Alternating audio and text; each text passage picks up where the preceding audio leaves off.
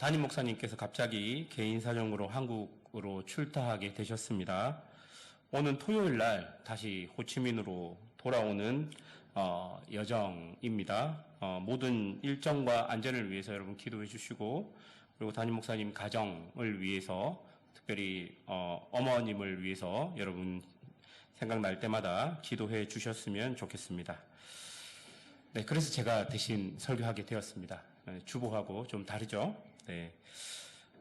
2017년 9월쯤인가요? 저는 인도네시아에 있었습니다. 그때 인도네시아 4년차의 사역을 마무리하기 위해서 교회의 사임 의사를 밝혔고, 다음 교회를 찾기 위해 기도하고 준비하고 있었습니다.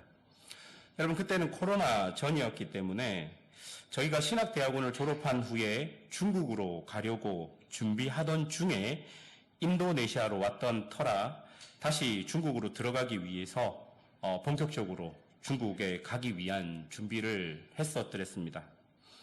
여기저기 연락을 하고 지원을 하고 기다리며 거의 갈 수 있는 상황이 되었습니다. 그런데 마지막에 중국으로 가는 길이 열리지 않았습니다. 그때도 11월 마지막 주에 사임을 한다고 했었는데 그 전주까지 사역지가 정해지지 않아서 교회 권사님들이 많이 걱정을 했더랬습니다. 그래서 한국으로 일단 돌아갈 것을 결정하고 한국으로 짐을 다 붙였습니다. 그리고 그때 한국이 겨울이라서 저희가 다음 사역지를 구하기 전까지는 그 추운 한국에 있기보다는 이 말레이시아나 이쪽으로 한 달 살기를 하기 위해서 알아보기도 하였습니다. 그리고 사임하는 하루 전 토요일 한마음교회 공고가 저희 신대원 홈페이지에 이렇게 뜨게 되었습니다. 저는 공고를 보고 그냥 지원했습니다. 기도 안 했습니다. 예. 그때 기도를 안 해서 그런지 아무튼 기도 안 하고 기도할 시간도 없었으면 그냥 보고 베트남이네 하고 가깝네 하고 그렇게 지원을 했던 것 같습니다. 뭐 이력서를 다시 쓰거나 뭐 자기소개서를 다시 쓰지 않았습니다. 중국에 보냈던 거 그대로 좀 이제 강력하지 않은 버전이 있어서 강력한 버전으로 보내드렸습니다. 그러니까 강력한 버전이라 하면 그냥 제가 하고 싶은 말 했던 버전. 보통 그렇잖아요. 가고 싶은 교회에서는 좀 부드러운 버전을 보냅니다. 예. 근데 여기는 강력한 버전을 보냈던 것 같습니다. 그렇게 지원을 하고 2시간 정도가 지났는데 답장 메일을 받았습니다. 이상했습니다. 원래 보통 뭐 답장 메일을 빨리 안 주거든요. 근데 2시간이 지났는데 답장 메일이 와서 저녁에 전화로 면접을 보자고 하더라고요. 그래서 제가 저희 집사람한테 얘기했습니다. 저희 집사람이 그 교회 이상한 교회 아니냐고 한번 알아봐야 되지 않느냐고 그래서 저도 좀 걱정이 되어서 이제 평소 친분이 있는 선교사님한테 카톡으로 물어봤습니다. 내가 이 교회에 지원을 했는데 혹시 이상한 교회 아니냐고 그렇게 물어보고 그 선교사님은 뭐 이상한 교회 아니다. 뭐 이렇게 교회 스토리는 있지만 자기가 예전에 알던 성도님들도 많이 있고 이상한 교회가 아니라고 그렇게 통보를 받고 그날 저녁에 070 전화로 담임 목사님과 면접을 보았습니다. 그리고 면접을 토요일 날 보고 주일 날 제가 그 인도네시아 교회에서 사임을 하고 월요일 아침 7시에 전화를 받았습니다. 청빙이 결정됐다는 겁니다. 그래서 이게 무슨 이런 교회가 다 있나 그렇게 생각을 하고 그래서 제가 의아해서 목사님한테 물어봤죠. 왜 이렇게 빨리 결정을 하셨냐고. 그러니까 교회에서 충분히 이렇게 생각을 하시고 결정을 하셔야 되는데, 그러니까 목사님께서 충분히 생각을 하셨다고. 그래서 결정이 되었습니다. 정말 지금 생각해도 어이없을 정도로 모든 일이 빨리 진행되었습니다. 그렇게 저는 한국에 가서 3주간의 휴가를 다 하고 난 이후에 호치민에 오게 되었고, 그리고 이제 2주 뒤면 저는 5년 동안의 사역을 마무리하고 호치민을 떠나게 됩니다. 계속 물어보시더라고요. 언제 한국에 가세요? 저희는 11월 30일 날 한국 갑니다. 예. 그래서 이제 5년 만에 호치민을 떠나게 되었습니다. 현재 저희는 중국으로 들어가기 위해 비자를 준비하고 있습니다. 그곳 상황은 예전만큼 썩 좋지 않습니다. 저희가 12년 전에 중국에 있었는데 그때보다 훨씬 상황이 좋지 않지만 하나님께서 만약 길을 여신다면 들어갈 수 있다고 생각합니다. 또 하나님께서 허락하지 않으신다면 다른 곳이 예비되어 있다고 믿습니다. 왜냐하면 제가 베트남을 그렇게 예비된 손길로 왔기 때문에 그런 믿음이 저희에게 있습니다. 여러분, 아직 중국 비자가 나오지 않아서 계속 저희를 중국으로 보내시려고 하시는 분이 계신데 아직 비자가 나오지 않았습니다. 요 최근에 성도들과 식사할 기회가 많이 생겨서 식사를 하면 거의 모든 성도분들께서 고생만 하다가 가신다는 말씀을 많이 하십니다. 그리고 되게 불쌍한 눈빛으로 쳐다보십니다. 한 5초간 쳐다보시는 것 같아요. 근데 여러분, 이미 지난 고생은 사실 그렇게 크게 보이지 않습니다. 오히려 그때 함께 견뎌주셨던 성도들이 계셨기 때문에 견딜 수 있었고 또 그것이 감사할 따름이었습니다. 제가 설교 전에 이렇게 제 이야기를 이렇게 하는 것은 많이 물어보시는데 제가 모든 분에게 말씀할 수 없어서 한번 그냥 제가 오게 된 계기들, 그리고 하나님께서 여전히 우리를 붙들고 계시는 것들, 그리고 하나님께서 또 인도하실 것들에 대해서 한번 이야기해 드렸습니다. 하나님 여전히 저희와 함께 하시고, 그리고 물론 걱정과 근심이 있지만 하나님께서 살아계시는 것을 순간순간 저에게도 그리고 여러분에게도 보여주실 줄 믿습니다. 여러분, 오늘 본문을 한번 살펴보도록 하겠습니다. 오늘 본문인 다니엘서는 우리에게 너무 잘 알려진 이야기들이 많이 있습니다. 고기를 먹지 않고 얼굴이 좋아지는 법, 그리고 뜨거운 풀무불 속에서 타 죽지 않는 법, 사자굴에서 사자와 친하게 지내는 법 등이 이야기에 나와 있습니다. 그래서 사실 어린 친구들이 좋아하는 성경이 이 다니엘서와 같은 성경입니다. 근데 다는 안 좋아합니다. 6장까지만 좋아합니다. 그 뒤에는 읽어도 무슨 말인지 모를 때가 많지요. 다니엘서는 재미있습니다. 그리고 다니엘과 같은 믿음의 사람이 많은 어린이들이 되고 싶어 합니다. 지금 여러분 설교를 준비하면서 생각해 보니까 다니엘의 이런 이야기들이 재밌었던 이유는 반전이 있었기 때문입니다. 아무리 채소가 몸에 좋다 할지라도 열흘 만에 그것이 편하도록 얼굴이 윤택해지지는 않습니다. 그런데 다니엘과 세 친구는 그랬습니다.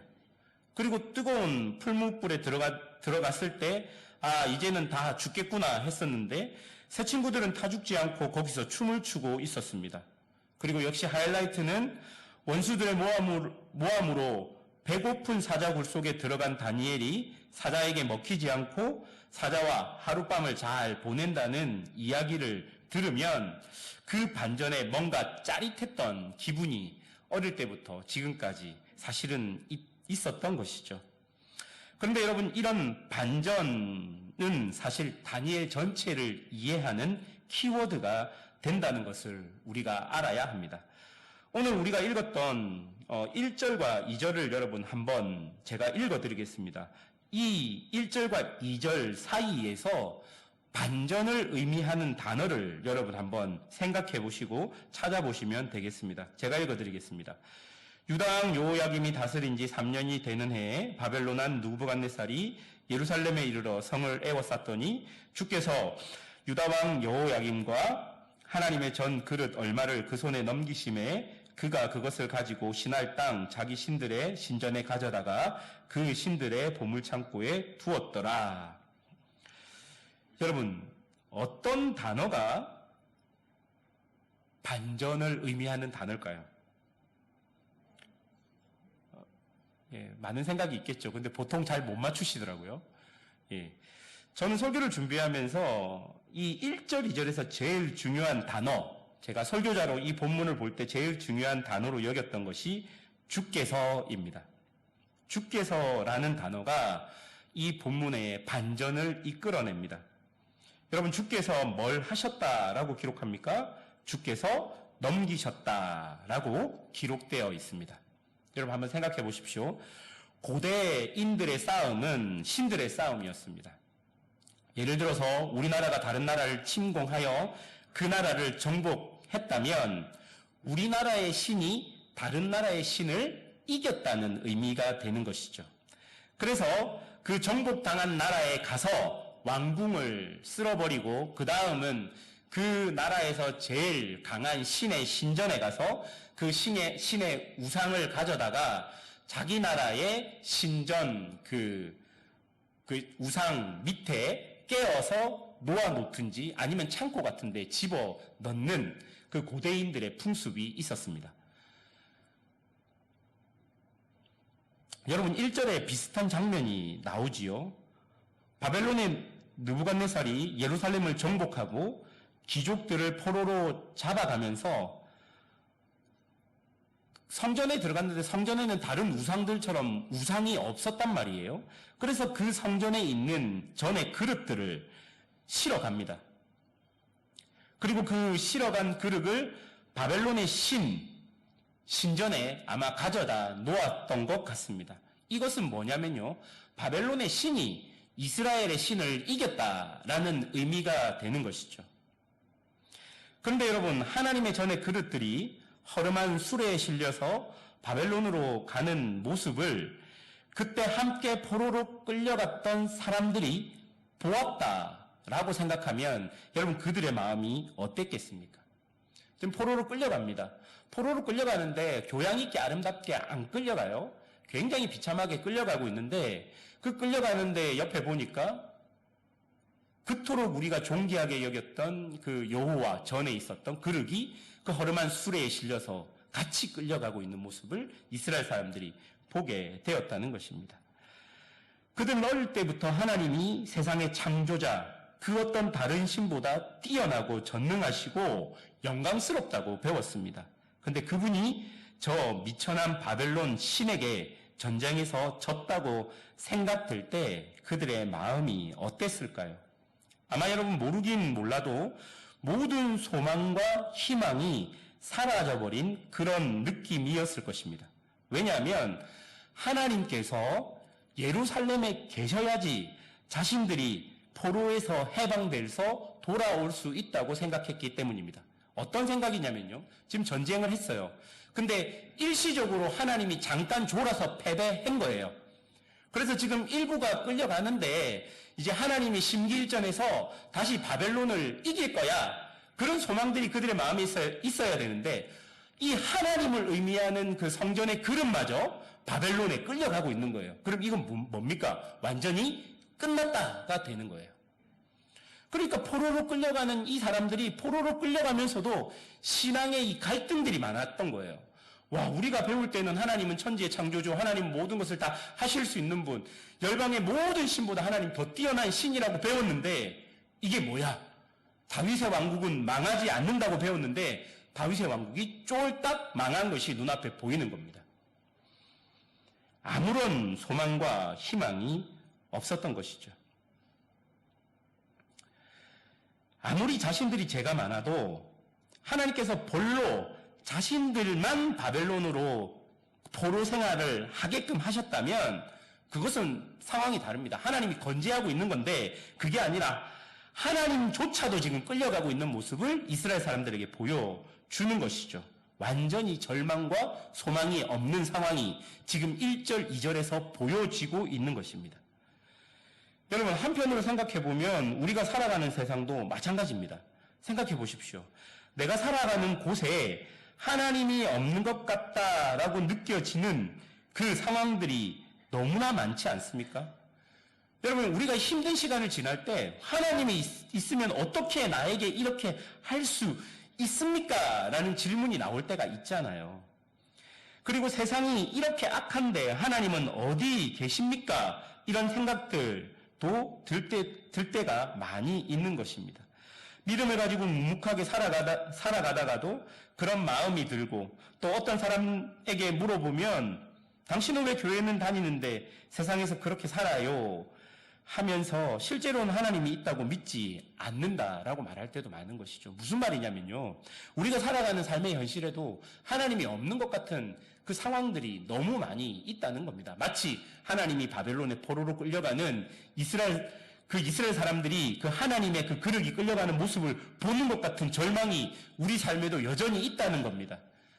상황이 막 엄청나서가 아니라 내가 믿는 하나님조차도 저렇게 되어 버리는 것이 아닐까? 하나님 도대체 어디 있습니까? 그런 질문이 우리를 신앙의 절망 속으로 계속 이끌고 가는 것이 우리의 현실의 삶 속에도 있다는 것입니다. 그런데 여러분, 여기서 성경이 끝난 게 아니고요. 여러분, 2절을 보시면요. 완전한 반전이 일어납니다. 2절 다시 한번 읽어보면요. 주께서 유다 왕 여호야김과 하나님의 전 그릇 얼마를 그의 손에 넘기심에. 여러분, 이 9절이 완전히 반전이지요. 하나님이 지금 싸움에 져서 끌려간다라고 생각했는데 2절이 우리에게 이야기한 것은 주께서 그리고 그 뒤에 그의 손에 넘기셨다라는 것입니다. 우리 하나님께서 바벨론의 신들에게 패배한 줄 알았는데 그것이 아니라 주께서, 그러니까 하나님께서 그렇게 하셨다라는 말입니다. 하나님께서 당신 스스로 그렇게 바벨론 사람들에게 패배하셔서 핍박과 조롱을 받았다는 것입니다. 이게 반전입니다. 이런 반전이 다니엘서의 핵심 키워드가 되는 것입니다. 여러분, 똑같은 맥락으로 8절을 한번 보십시오. 8절을 보면요. 다니엘이 뜻을 정하여 왕의 고기를 먹지 않기로 결심합니다. 그런데 여러분, 사실 정확하게 보면요. 이건 다니엘이 결심해서 될 일이 아닙니다. 다니엘이 아무리 나는 그 고기를 먹지 않겠습니다. 뜻을 정해도 환관장이 야, 너 먹어. 그럼 먹어야 돼요. 그렇죠? 이 다니엘의 결심은 환관장이 허락해야만 이루어질 수 있습니다. 결정은 다니엘에게 있는 것이 아니라 환관장에게 있는 것이죠. 그런데 여러분 9절을 보십시오. 하나님이 다니엘로 하여금 환관장에게 은혜와 긍휼을 얻게 하신지라. 여러분, 하나님이 하신지라. 아까 1장 2절과 똑같은 말입니다. 주께서 그 손으로 넘기셨다는 말과 하나님께서 은혜와 긍휼을 얻게 하셨다는 것은 똑같은 표현입니다. 하나님께서 지금 완전히 패배한 줄 알았는데 아닌 거예요. 하나님께서는 자기 스스로 바벨론 땅으로 자기 백성들과 함께 들어가신 겁니다. 그리고 거기서도 자기 백성들을 돌보면서 하나님께서 다니엘과 세 친구들을 붙드는 모습들, 그리고 그렇게 포로로 끌려간 사람들을 붙들고 있는 모습들을 다니엘서는 계속 우리에게 보여주고 있는 것입니다. 여러분 17절도 여러분 한번 보십시오. 17절에 보니까 하나님이 이 내 소년에게 학문을 주시고 모든 서적을 깨닫게 하시고 지혜를 주셨으니 다니엘은 또 모든 환상과 꿈을 깨달아 알더라. 여러분 여기에서도 주어가 뭡니까? 하나님이입니다. 하나님. 다니엘과 세 친구가 엄청나게 뛰어났다. 이걸 이야기하는 게 아니라 다니엘서가 이야기하는 것은 하나님이 그렇게 하셨다라고 계속 이야기하고 있는 것입니다. 망한 줄 알았는데 하나님께서 지신 줄 알았는데 그게 아니라는 것입니다. 하나님께서는 그곳에서도 역사하고 계셨던 것입니다. 포로로 끌려온 이스라엘 백성들에게 여러분 이것은 반전이고 희망이었던 것입니다. 이것은 새로운 소망을 품게 하는 계기가 되는 것입니다. 그런데 여러분 이쯤 우리가 한 가지의 질문이 생깁니다. 그렇다면 왜 하나님께서는 그렇게 하셨을까요? 왜 스스로 바벨론 사람들의 손에서 핍박과 조롱을 받으셨을까요?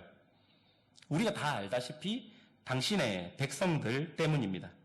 하나님께서는 당신의 백성들을 돌이키게 하기 위해서 그들을 통한 인류의 구원의 뜻을 이루기 위해서 하나님께서 스스로 낮아지신 것입니다. 하나님 당신이 자기 자신을 비천한 곳에 두셨습니다. 당신의 백성들이 그 이방 땅 가운데서 살아가면서 하나님의 은혜와 동행을 느끼면서 살도록 하기 위해 하나님은 스스로 자신을 낮추신 것입니다. 악으로 가득 차 도저히 희망이 보이지 않는 이스라엘 땅에 하나님께서는 이 포로로 끌려가는 이 남은 자들을 살게 하기 위해서 하나님 스스로가 낮아지신 것입니다.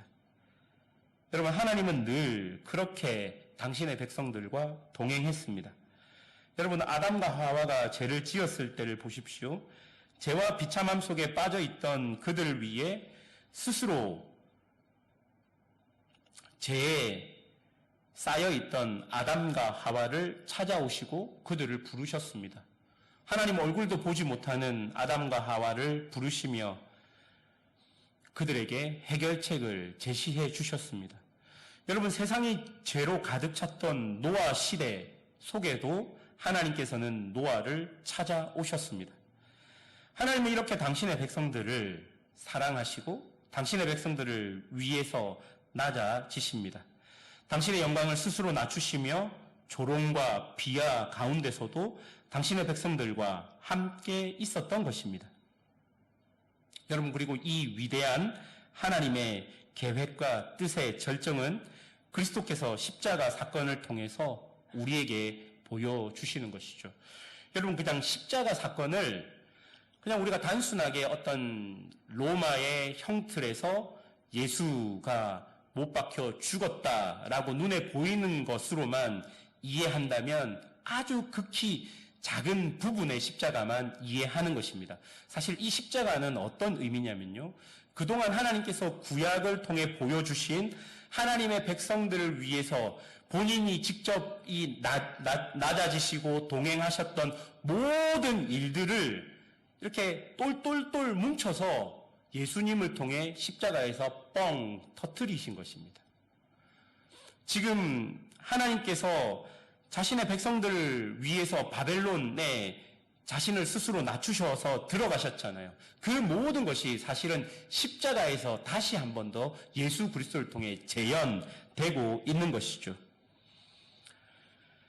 그래서 빌립보서 2장 5절에서 8절은 이렇게 기록합니다. 너희 안에 이 마음을 품으라. 곧 그리스도 예수의 마음이니 그는 근본 하나님의 본체시나 하나님과 동등됨을 취할 것으로 여기지 아니하시고 오히려 자기를 비워 종의 형체를 가지사 사람들과 같이 되셨고 사람의 모양으로 나타나사 자기를 낮추시고 죽기까지 복종하셨으니 곧 십자가에서 죽으심이라.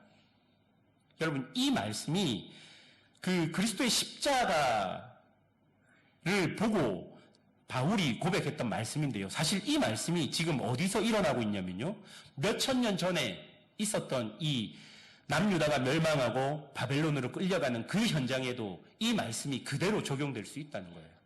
하나님께서 스스로 낮추셔서 종의 모습으로 끌려가는 그들의 백성과 동행하시며 그 바벨론의 거대한 제국 속에서도 하나님이 여전히 자신의 백성들을 위해서 일하고 계시는 모습들. 하나님께서는 예수 그리스도를 십자가에 달리게 하셨습니다. 로마인이 달았지만, 유대인이 죽였지만, 그래서 예수님이 실패한 줄 알았지만 그것은 하나님께서 그들의 손에 넘기신 것이 되는 것이죠. 하나님의 거룩한 뜻을 이루기 위해서 하나님께서는 예수를 그들의 손에 맡기신 것입니다. 그리고 여러분, 바로 이 사실 때문에 하나님의 사람들은 그 어떤 절망의 순간에도 목숨을 걸고 믿음을 지킬 수 있었던 것입니다. 여러분, 이 다니엘서 1장에서 보여주는 그 반전들 있잖아요. 지금 멸망했는데 알고 보니까 이거 주님께서 하신 거예요. 지금 다니엘과 세 친구가 왕의 진미를 거절했는데 그것도 알고 보니까 주님께서 하신 거예요. 그들이 열심히 공부했는데 그래서 엄청 뛰어난 사람들이 됐는데 그것도 알고 보니까 하나님께서 하셨던 거예요. 여러분, 이것 때문에 지금 바벨론의 포로로 잡혀갔던 이스라엘 사람들이 엄청난 큰 절망과 신앙의 고민들 속에서도 살아갈 수 있었던 거예요, 여러분.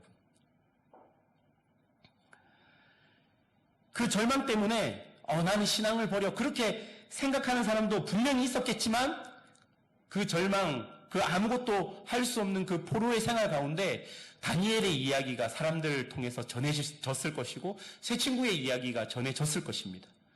그때 그들이 어떻게 생각했겠습니까? 야, 포로로 잡혀온 사람들 중에 이런 사람들이 이런 일을 했다더라. 이런 일이 있었대. 그 포로들이 숨어서 자기들이 서로 이야기하면서 야, 하나님이 진 게 아니래. 그런 믿음이 그 바벨론 포로 힘으로 살면서 그들의 생명을 지탱하고 고난을 이기는 힘을 그들에게 준 것입니다. 그리고 그들은 그발 강가에 서서 예루살렘을 바라보고 자신의 죄를 고백하며 하나님 다시 예루살렘으로 돌아가고 싶다라고 기도했던 것이죠. 사랑하는 여러분, 그 어떤 절망의 순간에서도 우리가 붙들 수 있는 것은 하나님밖에 없는 거예요. 하나님이 이렇게 하셨더라. 하나님이 이렇게 하셨더라. 지금 당장 내 상황과 환경이 어떻더라도 하나님이 나와 함께 하신다더라. 그게 우리가 그 시간을 버티는 힘이 되어야 한다는 것입니다. 여러분, 다니엘과 세 친구도 마찬가지입니다. 그들이 특별히 믿음이 좋아 포로로 끌려간 그곳에서 믿음을 지킨 것이 아닙니다. 여러분, 얼마나 많은 시험과 유혹과 어려움들이 있었겠습니까? 오늘 읽었던 3절, 5절까지를 보면요. 다니엘과 그 세 친구들이 뽑혔습니다. 그 사람들은 귀족들이었고 왕족들이었습니다. 그리고 흠이 없고 용모가 아름다웠고 지혜가 통찰했던 사람들이고 지식에 통달했고 학문에 익숙해서 왕궁에 설 만한 소년들이었습니다. 그리고 그들은 왕의 음식을 먹었고 그들은 왕의 학문과 언어들을 배우기 시작했습니다. 여러분, 이렇게 가르쳐줬던 이유가 뭡니까? 식민지 사람들을 데리고 와서 그들을 교육해서 다시 그들을 어떤 해방이나 독립을 꿈꾸지 못하게 하기 위해서 귀족들을 그렇게 변화시키는 거 아니겠습니까? 그들을 통해 그런 이스라엘 소년들을 세뇌시켜서 그들을 통해 이스라엘이 바벨론에 동화되도록 만들고 싶었던 것이 느부갓네살의 정책이었습니다. 여러분, 귀족 소년들에게는 이것이 아주 큰 유혹이었을 것입니다. 포로로 끌려온 그들에게 왕은 최고의 대접을 한 것입니다. 다른 포로들은 이곳저곳에서 힘든 삶을 살고 있는데 그들은 바벨론 사람들도 누리지 못한 특권들을 누리고 있었던 것이죠. 여러분, 이런 일이 반복되면 어떤 일이 벌어지겠습니까? 세뇌되게 되는 것이죠. 그리고 절대로 이겨낼 수 없게 되는 것입니다. 여러분, 저는 다니엘의 결단과 결심이 이 모든 상황을 이겨냈다라고 생각하지 않습니다.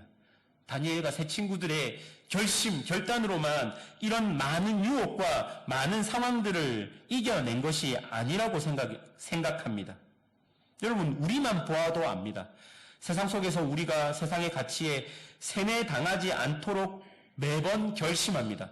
죄를 짓고도 회개하며 이런 죄를 반복되게 짓지 않기 위해 얼마나 많은 결심들을 합니까?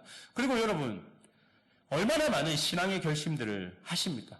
연초가 시작될 때 나는 성경 일독을 꼭 하리라. 근데 지금 몇 월이죠?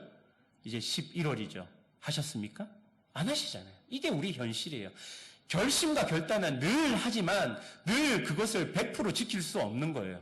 근데 지금 다니엘과 이 세 친구에게 놓여 있는 상황은 지금 왕이 자기가 가진 모든 특권으로 이 친구들을 세뇌하기 위해서 모든 것들을 쏟아붓고 있는 거예요. 어떻게 세뇌 당하지 않을 수 있겠습니까? 여러분, 그 결심이 날마다 무너졌을 것입니다. 그런데 여러분, 다니엘의 진정한 힘, 여러분, 다니엘과 그 세 친구에게 있었던 진정한 힘은 다니엘 안에서 나온 것이 아닐 것입니다. 하나님께서 다니엘에게 주신 것일 것입니다. 다니엘서에 나오는 모든 이야기의 교훈을 우리가 오해하면요, 다니엘과 세 친구가 믿음이 좋았다라고 볼 수 있습니다. 물론 믿음이 좋습니다. 그런데 그것만으로 되지 않는다는 거예요. 그래서 우리가 이것을 잘못 보면 다니엘과 세 친구의 믿음을 본받자 뭐 이렇게 적용하고 해석할 수 있는데, 여러분, 그것은 인간에 대한 이해가 좀 부족한 상황이지 않을까 생각해 봅니다. 그들이 아무리 믿음이 좋았다 할지라도 그런 유혹에서, 그런 어려움에서, 시험에서 결코 본인 스스로의 힘으로 이겨낼 수 없었다라고 생각합니다. 모든 사람은 유혹과 핍박에 넘어갈 수 있고 우리를 위협하는 거대한 세력에 내가 동화될 수 있는 것이죠. 그런데 우리가 그렇게 되지 않는 힘은 우리 안에 있는 것이 아니라 하나님이 우리에게 주신 것을 여러분 기억해야 합니다. 다니엘이 엄청나다가 아니라 하나님께서 다니엘을 통해 일하시는 것이 엄청나다가 되어야 하고, 새 친구가 엄청나다가 되는 게 아니라 하나님께서 새 친구들을 통해 하는 일이 놀랍다가 되어야 하는 것입니다. 여러분, 우리가 이 세상을 이겨낼 수 있는 힘도 마찬가지라고 생각합니다. 내가 은혜를 받고 결심을 하고 결단을 해서 되는 것이 아닙니다. 그런데 물론 그렇게 해야 되겠지만 우리는 하나님의 신실하심과 위대하심에 우리의 믿음을 거는 것입니다. 자신의 백성을 위해 스스로 낮아지신 하나님, 자신의 백성을 위해 오늘도 우리와 동행하신 하나님, 바로 이런 하나님이 우리의 유일한 희망이자 위로인 것을 우리가 계속적으로 고백해야 합니다. 우리 힘으로 되지 않는 것입니다. 여러분, 교회 인원이 줄어든다고 교회는 망한 것이 아닙니다. 세상이 교회를 향해 소리친다고 교회는 망한 것이 아닙니다. 많은 사람들이 지금 교회를 역사상 어떤 시대의 교회들보다 악한 교회라고 많이들 말합니다. 맞다고 생각합니다. 목사와 교역자들이 타락했다라고 생각합니다. 하나님의 말씀을 선포하기 위해 부름받은 교역자들이 자신의 이익을 채우기 위해 하나님의 말씀을 도구화했고, 그것도 모자라서 성추행과 횡령, 살인과 강도, 말로 표현할 수 없는 일들이 너무 많이 일어나고 있습니다. 그리고 여러분, 성도들도 타락했습니다. 하나님의 백성이지만 하나님 백성에 걸맞지 않는 삶들을 살기 시작합니다. 신앙을 무슨 나의 만족과 유익을 채우는 도구로만 생각해 버리는 것이 우리의 한편의 모습인 것을 우리가 인정해야 합니다.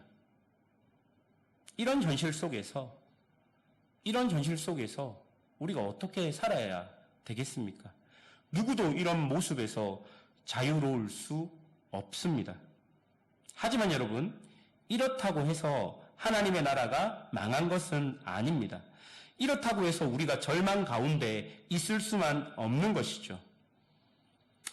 주님께서 우리를 바벨론의 손에 넘길 수도 있다 생각합니다. 이런 제약들이 우리 속에서 지속적으로 반복적으로 우리를 세뇌시키지 못하도록 주께서 우리를 바벨론의 손에 넘기셔서 고난과 고통을 통해 우리를 정화할 수 있다라고 생각합니다. 여러분, 남유다가 멸망한 이유가 무엇입니까? 그들은 그들의 죄 때문에 멸망한 것입니다. 그럼에도 불구하고 하나님은 그렇게 멸망당한 이스라엘과 함께 하신 것이죠. 그러면 망한 겁니까? 아닙니다. 망한 것이 아닙니다. 그들은 그 시간을 통해 하나님의 백성으로 거듭나는 시간 속에 있는 것입니다. 우리의 눈도 이런 관점을 좀 가졌으면 좋겠습니다. 표면적으로 뭐가 잘 안 된다고 망한 것이 아니에요. 우리가 원하는 대로 이 일들이 이루어지지 않는다고 해서 망한 것이 아닙니다. 정말 우리에게 결정적인 위기는 내 안에 하나님이 없는 거예요. 내가 하나님을 잊어버리고 정상적으로 살아가고 있다면 그게 결정적인 위기입니다. 교회가 하나님을 잊어버렸는데 교회가 인원이 부흥하고 있다면 위기입니다. 교회가 하나님께서 주신 사명들을 하지 않고 있는데 다음 세대들을 교육하지 않고 선교를 하지 않고 성도들을 돌아보지 않고 그런 일들을 하고 있지 않는데 교회가 승승장구한다면 여러분, 그것은 위기일 것입니다. 우리의 눈을 좀 바꾸셔야 합니다. 세상의 가치를 가지고 세상적으로만 보지 마시고 영적인 눈을 가지고 우리가 진짜 망했는지 안 망했는지를 보아야 하고 우리가 진짜 위기인지 아닌지를 보아야 합니다. 상황이 엄청나게 힘들어도 하나님이 함께 있다는 것을 우리가 느낄 수 있다면 여러분, 그것은 우리에게 소망이 있고 희망이 있다고 생각합니다. 요즘에도 좀 편하게 이야기하는 우리 청년들과 이렇게 만나서 이야기하면 가끔 그런 이야기들을 합니다. 우리가 힘든 시기를 보냈을 때 우리가 그 건물 5층에서 예배 드렸을 때가 있습니다. 여러분 다들 기억하시죠? 그때 예배를 드리고 나면 그냥 뭐 이렇게 머리부터 발끝까지 옷이 다 젖고 아무리 에어컨을 켜도 에어컨 선풍기가 하나도 시원하지 않는 경험들을 우리 하셨잖아요. 그때 일들을 우리 청년들이 믿음이 별로 없어요. 신앙 생활을 이제 우리 교회에서 한 3년, 4년 이렇게 했는데 믿음이 별로 없는데 걔들이 그 얘기를 해요. 목사님 그때 장난 아니었습니다. 뭐 이렇게 합니다. 근데 놀라운 것은 그때 우리 청년들이 가장 많이 가장 뜨겁게 그때 모이기 시작했던 거예요. 정말 위기는 핍절한 상황 가운데, 고난의 상황 가운데 오지 않습니다, 여러분. 정말 위기는 풍성하고 거대함 가운데 오는 것입니다. 신앙의 위기는 더 그럴 것입니다. 그래서 여러분 잘 집중해서 영적으로 깨어 있으셔야 합니다. 여러분의 상황이 모든 것이 잘 풀릴 때 정말 돌아보십시오. 그 일 때문에 내가 하나님과 멀어져 가고 있다면 그것은 위기일 수 있는 것이죠. 사랑하는 여러분, 다니엘서의 핵심은 하나님입니다. 어떤 상황과 기적이 우리에게 주는 교훈이 아니라 모든 상황 가운데 하나님이 계셨다는 것을 다니엘서는 이야기해 주고 있습니다. 제가 7장을 어저께 오늘 새벽 설교를 하면서 7장의 그 예언들을 살펴보면서 바벨론 이후에도 이스라엘 나라는 좋아질 기미가 안 보입니다. 여러 열국과 제국들이 일어나서 이 이스라엘은 다시 나라를 세울 힘이 거의 없습니다. 이제 멸망돼서 다시 나라를 세우려면 몇백 년 훨씬 지나야지 그 독립 잠깐 할 수 있거든요.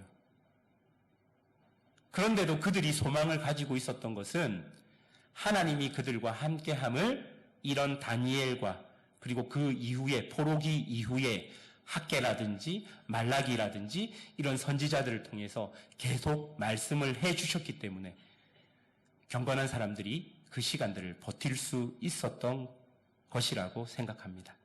말씀을 맺겠습니다. 우리에게 중요한 것은 우리의 상황이 아무리 힘들어도 하나님의 말씀, 하나님이 내게 있느냐를 살펴보는 것입니다. 이스라엘은 겉으로는 망했지만 진짜로 망한 것이 아닙니다. 하나님과 그들은 더 깊은 은혜의 시간들을 그 바벨론 포로를 통해 보낼 것입니다. 그리고 하나님의 때가 되면 하나님께서 그들을 다시 신원하시고 회복시키실 것입니다. 우리도 마찬가지라고 생각합니다. 여러분의 삶에도 이런 하나님의 은혜가 하나님만 붙드는 그런 믿음이 여러분에게 있기를 주님의 이름으로 축원합니다.